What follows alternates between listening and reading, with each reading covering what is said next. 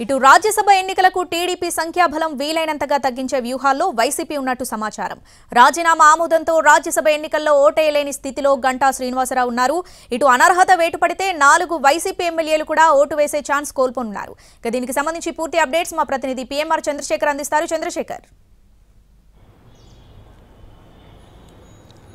శ్రావణి, ఏపీలో రాజకీయం అంతా రాజ్యసభ చుట్టూ తిరుగుతున్న పరిస్థితి కనిపిస్తుంది. గత కొన్ని రోజులుగా చూస్తామంటే పెద్ద ఎత్తున అంటే వైసీపీలో పెద్ద ఎత్తున మార్పులు జరుపులు జరగడం, మరొకవైపు టీడీపీలో కూడా అదే స్థాయిలో సిట్టింగ్ ఎమ్మెల్యేలు ఎవరైతే ఉన్నారో వాళ్ళందరితో పాటుగా కొంతమంది వైసీపీ పార్టీకి సంబంధించిన అసంతృప్తులు కూడా టీడీపీలోనూ అటు జనసేనలోనూ చేరే అవకాశం చాలా స్పష్టంగా కనిపిస్తుంది. ఇప్పటికే కృష్ణా జిల్లా నుంచి పార్థసారథి టీడీపీలో చేరడం దాదాపు ఖాయమైపోయింది. ఆయన ఎక్కడి నుంచి పోటీ చేస్తారన్న అభిప్రాయానికి కూడా తెలుగుదేశం పార్టీ ఇప్పటికే వచ్చేసిన పరిస్థితి కనిపిస్తుంది.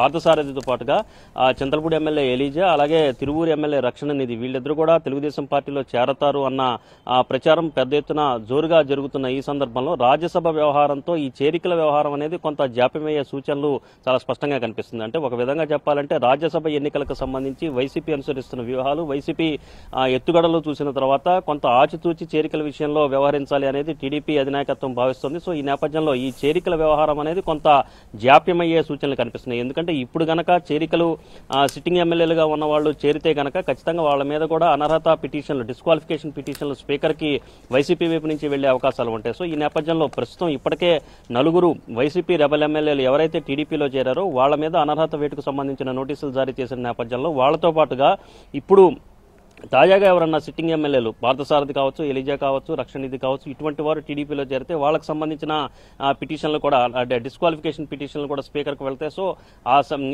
ఈ విధంగా చూసుకుంటామంటే కొంత టీడీపీకి అదనంగా వచ్చే సంఖ్యాబలం ఏదైతే ఉంటుందో అది తగ్గే అవకాశం ఉంటుంది. సో ఈ నేపథ్యంలో వాళ్ళు ఓటు వేసే అవకాశం, ఇప్పటికే గంటా రాజీనామా ఆమోదించడం ద్వారా గంటా ఓటు వేయలేని పరిస్థితుల్లో ప్రస్తుతం ఉన్నారు. సో ఆయన న్యాయ పోరాటం చేస్తా అంటున్నారు. సో ఈ నేపథ్యంలో అక్కడ ఎటువంటి రిజల్ట్ వస్తుందనే విషయం పక్కన పెడితే ప్రస్తుతానికి అయితే గంటా రాజీనామా ఆమోదించారు. ప్రస్తుతానికి రాజ్యసభ ఎన్నికల్లో ఓటు వేయలేని పరిస్థితిలోనే ఉన్నారు. అనర్హత వేటు పడితే వైసీపీకి సంబంధించిన రెబల్ ఎమ్మెల్యేలు ఎవరైతే ఉన్నారో వాళ్ళు కూడా ఓటేలేరు. సో ఇదే క్రమంలో ఇప్పుడు గనక ఎవరైనా తెలుగుదేశం పార్టీలోకి వైసీపీ సిట్టింగ్ ఎమ్మెల్యేలు జాయిన్ అయితే వాళ్ళ మీద కూడా అనర్హత వేటు పడితే వాళ్ళు కూడా ఓటు వేయలేని పరిస్థితుల్లో ఉంటారు. కాబట్టి ఈ పరిణామాలన్నింటినీ చూసిన తర్వాత తెలుగుదేశం పార్టీలో వైసీపీకి సంబంధించిన సిట్టింగ్ ఎమ్మెల్యేలు ఎవరైతే చేరాలనుకుంటున్నారో వాళ్ళ చేరికకు సంబంధించిన వ్యవహారం కొంత జాప్యమయ్యే సూచనలు ఉన్నట్లుగా మనకు సమాచారం అందుతుంది. మరొకవైపు వైసీపీకి సంబంధించిన రెబల్ ఎమ్మెల్యేలు ఎవరైతే 4 టీడీపీలో చేరారో వాళ్ళు ఏ విధంగా ఈ షోకాజ్ నోటీసులను ఎదుర్కోవాలి, ఏ విధమైన రిప్లై ఇవ్వాలన్న అంశానికి సంబంధించి కూడా న్యాయ నిపుణులతో టీడీపీ అధినాయకత్వం చర్చిస్తోంది.